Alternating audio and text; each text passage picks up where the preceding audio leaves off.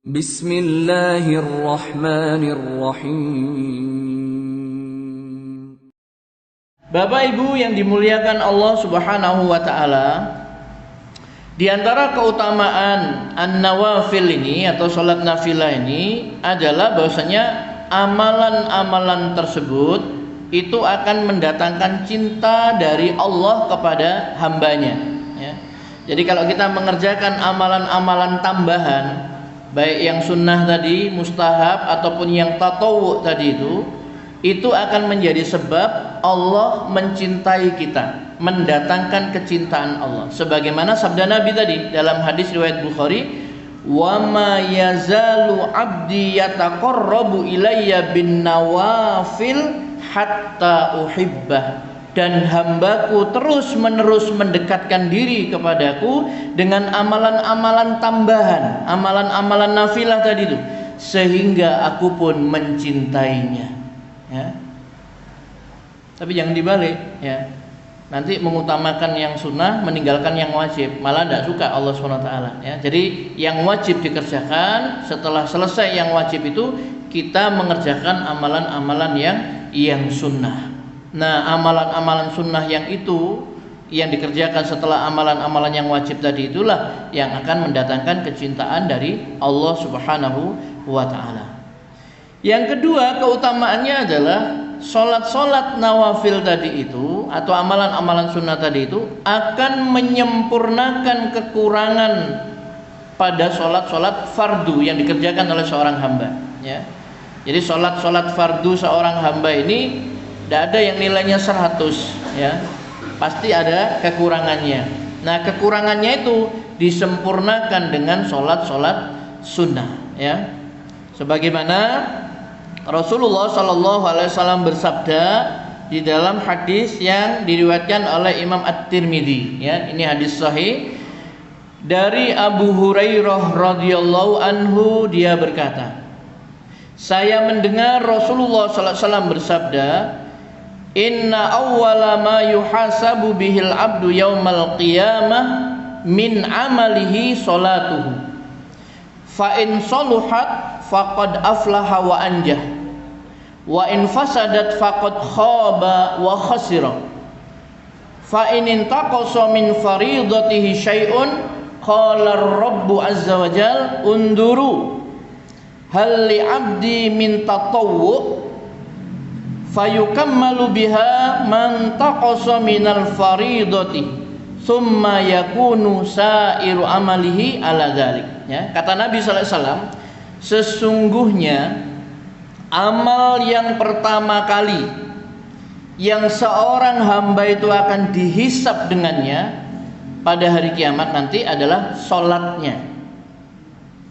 Apabila salatnya baik, maka sungguh ia telah beruntung dan sukses, ya. Apabila sholatnya rusak, maka sungguh ia celaka dan merugi. Dan apabila terdapat kekurangan dari sholat wajibnya, maka Allah Azza wa Jalla berfirman, lihatlah apakah hambaku memiliki tambahan. Maksudnya sholat-sholat sunnah, nafilah tadi itu, tambahan. Lalu dengan ibadah tambahan itu disempurnakanlah kekurangan dari yang wajib itu. Kemudian seluruh amalannya dilihat dari hal tersebut. Hadis sahih riwayat At-Tirmidzi, An-Nasa'i dan Ibnu Majah, ya. Jadi Bapak Ibu yang dirahmati Allah SWT, dari sabda Nabi sallallahu alaihi wasallam ini kita tahu bahwa nanti yang akan dihisab pertama kali amalan seorang hamba itu salatnya, ya, salat. Kalau salatnya baik, kata Rasulullah sallallahu alaihi wasallam, faqad aflaha wa anjah, maka sungguh dia ini telah beruntung dan sukses. Jadi kata Nabi, orang yang beruntung, sukses itu kalau sholatnya baik, dia menjaga waktu-waktunya, ya, tidak suka menunda-nunda atau mengakhirkan. Dia menjaga rukunnya, wudunya, ya, tumak ninahnya di dalam mengerjakan sholat tadi itu, dia jaga betul. Maka dia beruntung dan sukses. Apabila sholatnya rusak, maka sungguh ia telah celaka dan merugi. Sholatnya rusak, berarti orang ini sholat, cuma mungkin suka mengakhirkan tanpa ada uzur, tidak sakit, tidak safar, tidak hujan dan sebagainya, suka menunda-nunda waktu sholatnya itu, ya, mengerjakan sholatnya. Ya. Atau dia tidak memperhatikan syarat sahnya, rukunnya, tumak ninahnya, ya. Jadi dia sholat asal sholat begitu saja, ya. Karena ada ancaman dalam Al-Quran itu, ya, fawailul lil musallin, maka celakalah orang-orang yang sholat. Alladzina hum an sholatihim sahun, yaitu orang-orang yang lalai di dalam sholatnya. Kata para ulama, orang-orang yang lalai di dalam sholatnya ini adalah orang-orang yang suka mengakhirkan sholat sehingga keluar dari waktu sholatnya, ya. Ada juga orang yang sholatnya itu tidak tumak ninah di dalam rukuk dan sujudnya, ya. Maka tadi yang dikatakan Nabi sallallahu alaihi wasallam, kalau sholatnya baik maka sungguh dia telah beruntung dan sukses. Apabila sholatnya rusak maka sungguh dia celaka dan merugi. Itu kalau sholatnya rusak. Bagaimana dengan orang yang meninggalkan sholat? Sedangkan orang yang sholatnya rusak aja, kata Rasulullah, dia celaka dan merugi. Kemudian Rasulullah SAW mengatakan, apabila terdapat kekurangan dari sholat wajibnya, bukan kekurangan begini maksudnya, sholat duhur tidak sholat, dia sholat cuma 4 waktu saja, ada kekurangannya satu waktu, bukan begitu, ya. Dia sholat semuanya, cuma mungkin di dalam sholatnya itu mungkin ada kurang khusyuknya, mungkin ada satu waktu dia terburu-buru, mungkin dia lalai, ada kurang sempurna, ada kekurangan di dalam sholatnya itu, ya. Tapi dia mengerjakan sholat 5 waktu, ya. Nah, cuma mungkin kurang sempurna, ya, atau kurang tumak nina dan sebagainya. Maka Allah Subhanahu wa taala berfirman, lihatlah. Maksudnya Allah berfirman kepada malaikat, lihatlah apakah hambaku itu memiliki tambahan sholat sunnah tadi itu, ya, nafilah. Lalu dengan ibadah tambahan itu disempurnakanlah kekurangan dari yang wajib itu. Kemudian seluruh amalannya dilihat dari hal tersebut, ya. Oleh karena itu, Bapak Ibu yang dirahmati Allah Subhanahu wa taala, dianjurkan kita ini sebagai seorang muslim untuk memperbanyak amalan tatawwu tadi itu, ya, sebagai pendekatan diri kita kepada Allah Subhanahu wa taala, ya, untuk melengkapi atau menyertai setiap amalan fardu, ya, yang kita lakukan. Makanya kan setiap ada kewajiban, misalkan puasa, yang wajib cuma puasa Ramadan saja. Tapi dalam puasa Ramadan itu kadang-kadang seorang hamba tidak sempurna, nilainya tidak 100, tidak ada yang sempurna, ya, mungkin ada yang kurang. Nah, dia punya amalan-amalan sunnah lain yang tidak dari puasa itu, seperti puasa sunnah Senin Kemis, atau puasa Ayyamul Bid, hari-hari putih 13, 14, 15 itu. Atau ini besok, sekarang ini tanggal 10 Muharram, Pak, ya. Nah, tadi kan matahari sudah tenggelam, masuk waktu maghrib, sekarang sudah masuk 10 Muharram. Besok ada puasa, namanya puasa Asyura, ya, puasa tanggal 10 Muharram, ya, yang keutamaannya adalah menghapus dosa-dosa setahun yang telah lalu. Jadi besok ini ada puasa Asyura tanggal 10 Muharram, ya. Kata Rasulullah, menghapus dosa setahun yang telah lalu, ya. Dan dijelaskan sama Imam Nawawi rahimahullah, yaitu dosa-dosa kecil. Semua dosa-dosa kecil akan digugurkan kecuali dosa besar, ya. Dosa besar dia harus bertobat kepada Allah Subhanahu wa taala, ya. Seperti membunuh misalkan, ya, maka dia harus bertobat kepada Allah Subhanahu wa taala, ya, dosa-dosa besar. Tapi dosa-dosa kecil akan diampuni kalau dia mengerjakan ibadah saum, ya, di bulan tanggal 10 Muharram, ya, besok, Bu, ya. Nah, Bapak Ibu yang dirahmati Allah Subhanahu wa taala, ini adalah merupakan bentuk kasih sayang Allah, ya. Rasulullah SAW mengajarkan kepada orang beriman, ya, itu amalan-amalan sunnah, amalan-amalan nafilah tambahan, yang mana hal itu maksudnya adalah untuk menyempurnakan kekurangan dari ibadah yang fardu tadi itu, melengkapi kekurangannya, ya. Bapak Ibu yang dirahmati Allah Subhanahu wa taala, di dalam sholat, ya, di antara amalan-amalan yang termasuk nafilah tambahan di sini ya, yaitu sholat sunnah rawatib ya, sebelum dan sesudah sholat fardu ya. Itu yang diriwayatkan dari Ummu Habibah ya. Makanya istri Nabi mengatakan apa? Sejak saya mendengar ya sabda Nabi sallallahu alaihi wasallam ini, orang yang sholat 12 rakaat selain sholat fardu tadi akan dibangunkan rumah untuknya, saya tidak pernah meninggalkannya. Beliau tidak pernah meninggalkan ya. Kalau yang dari Ibnu Umar 10 rakaat saja ya. 2 rakaat sebelum duhur, 2 rakaat setelah duhur, 2 rakaat setelah maghrib, 2 rakaat setelah isya, 2 rakaat sebelum subuh ya.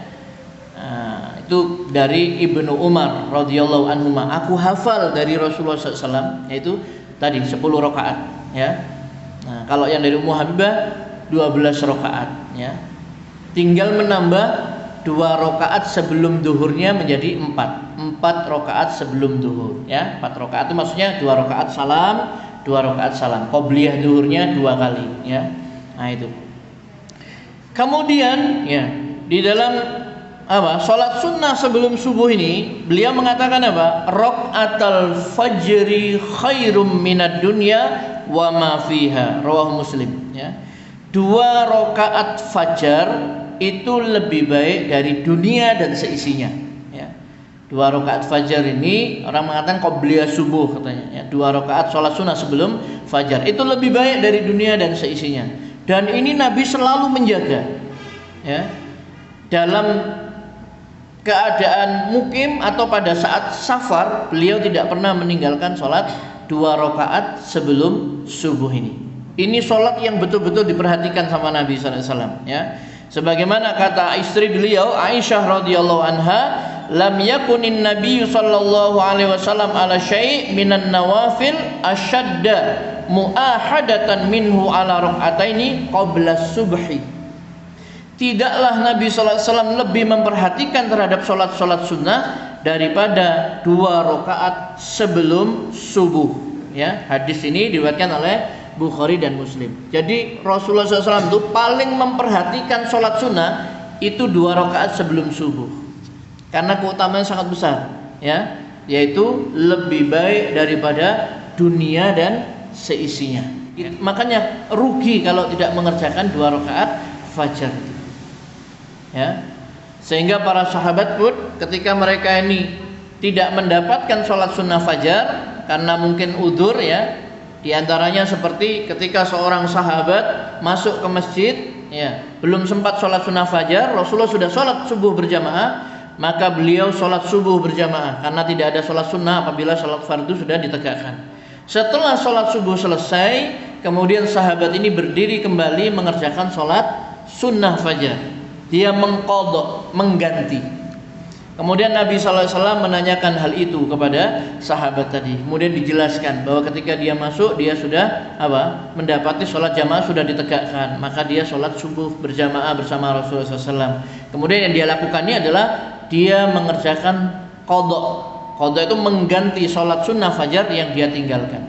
Kemudian Nabi SAW diam.